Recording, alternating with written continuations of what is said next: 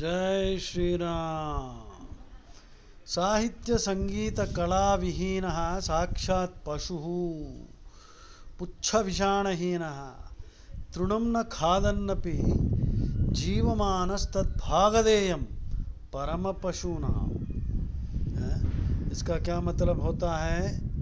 साहित्य संगीत कला से वंचित होता है वह बिना पूंछ तथा बिना सींगों वाले साक्षात पशु के समान है। वह बिना घास खाए जीवित रहता है। यह पशुओं के लिए निस्संदेह सौभाग्य की बात है। అంటే సాహిత్య సంగీత కళా విహీన సాక్షాత్ పశు.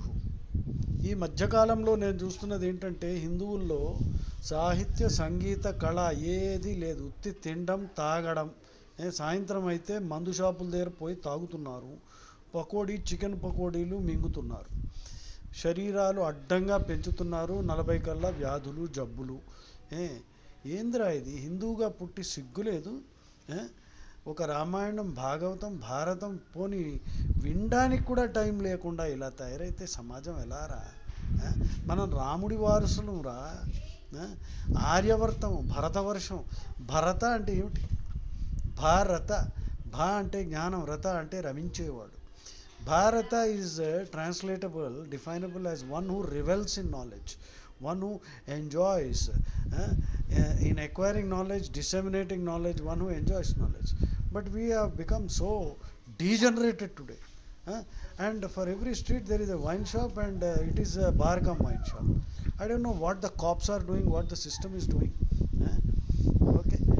In the constitution we have an article, the sale and consumption of alcohol. I think it is article 44. Never implemented. It was tried. Gujarat is supposed to be a dry state, but liquor flows there also. This failed. What a tragedy, yaar. We have become a bloody joke. Sahitya Sangeeta Kala Vihina Sakshat Pashu Puchha Vishanahina Trunam na Khadannapi Jeevamaanastad Bhagadeyam Paramam Pashuna. The only లాభం ఏంటంటే గడ్డి తినటం లేదు కాబట్టి జంతువులకి అది చాలా సౌభాగ్యం. వీడు గడ్డి కూడా తినడం మొదలుపెట్టాడు అనుకో, జంతువులకి చాలా నష్టం అండి. ఇది మన పరిస్థితి. జై శ్రీరామ్.